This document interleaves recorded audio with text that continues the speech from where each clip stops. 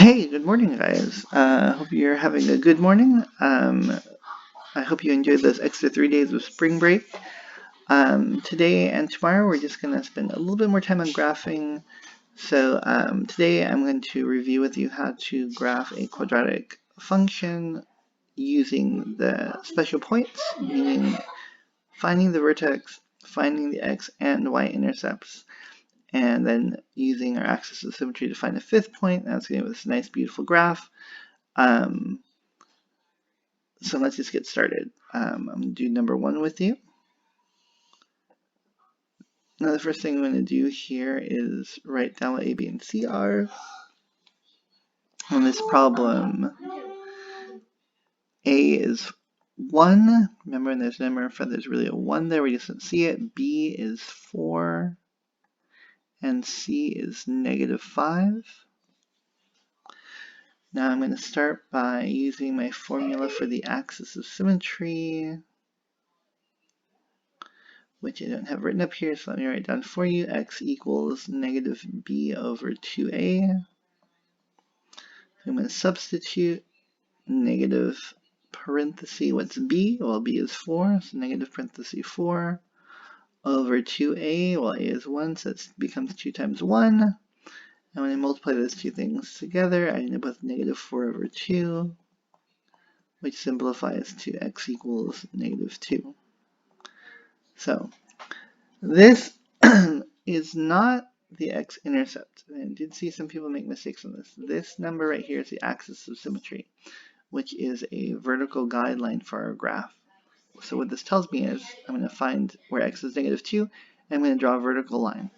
So where x is -2 right here, and so my vertical line looks like this. Now notice it's a dotted line, and the reason is the axis of symmetry is not really part of the graph, it's a guideline to help us draw the graph. Alright, so that's axis of symmetry, and I'm going to plug that into the original equation to find the y value of the vertex.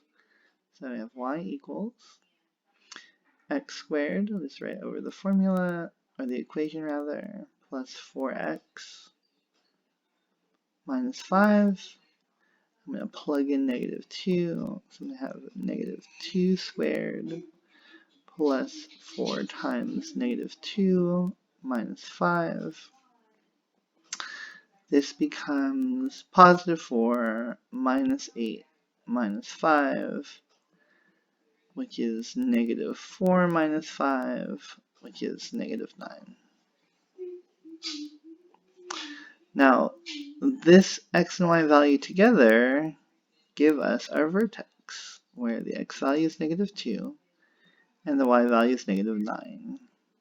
And that's called the vertex. So if we've done everything correctly, then my vertex should be on my axis of symmetry. So I'm going to do that. -2 back, and then down 9. 1, 2, 3, 4, 5, 6, 7, 8. -9 is here. So that's our first point.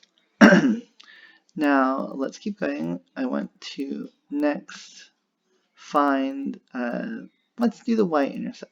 So the y-intercept is simple. The y-intercept is the c value.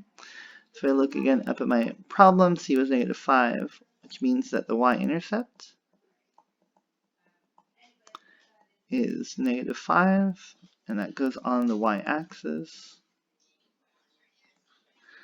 So -5 on the y-axis is right here, it says -5 right there, so I get a point here.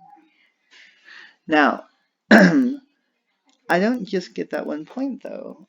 Because of the axis of symmetry, I know if I have a point on one side, I have to have a matching point on the other side.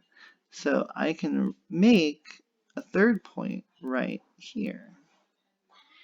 And again, how does that work? Well, the y-intercept was 2 units away from the axis of symmetry, so there must be a second point that's also 2 units away from the axis of symmetry. Let me erase this because those are actually part of the graph. Alright, so now I have 3 points. I need 2 more, and the 2 points I'm going to find next are going to be the x x-intercepts. Now, if I want to find the x-intercepts, that means I'm going to factor my original polynomial. I have it written down right here, so let's just go from here. I'm going to make a diamond problem with a times c at the top, b at the bottom. Now, we already said earlier, remember, a is 1, b is -5, so on the top, 1 times -5 is -5. And then b, which is 4, goes on the bottom. Remember, b for bottom. That's 4. And I do need to solve this diamond problem. Now, in this problem, since the top number is negative, I know that the two numbers I'm going to use, one's going to be positive, one's going to be negative. So if you try a couple of things, it turns out that the numbers that work are +5 and -1. And we can check that. 5 times -1 is -5. 5 plus -1 is +4.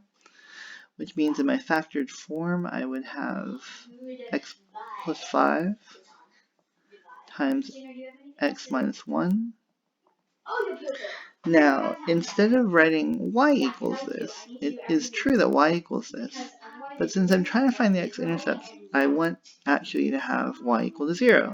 And the reason for that is the y-intercepts are the y values where the x-intercepts. The x-intercepts are the x values where y equals 0. So I'm going to substitute 0 here for y. And again, you give me the x-intercepts. And here I'm going to use the zero product property. The zero product property says if I'm multiplying two things and I get 0, either the first one is 0 or the second one is 0. That lets me write these two simple equations. X plus 5 equals 0, or x minus 1 equals 0. And these are simple one-step algebra problems that we were doing the first week of school. I'm going to subtract 5 from both sides to get x equals -5. I'm going to add 1 on both sides here to get x equals +1. Now these are my x-intercepts, -5 and +1. I'm going to go to my graph. I'm going to graph this. -5 on the x-axis, which is this axis, is here. +1 on my x-axis is right here. And I see now I have 5 points. Now that is the minimum number of points you need for graphing a parabola, which means I'm ready to graph. I'm going to draw a line, not a V shape, it's really what it's to be a gentle curve with arrows, and we do the same thing on both sides. And so there we have it, that's our parabola. All of the parts of this problem are actually really important on their own. Finding the axis of symmetry, finding the vertex, finding the y-intercept, finding the mirror point, and finding the x-intercepts. It is kind of time consuming, that's why I only gave you 4, so remember you have, it's not due until tomorrow, so please make sure you go through the full process for the remaining 3 problems. Alright, thank you guys.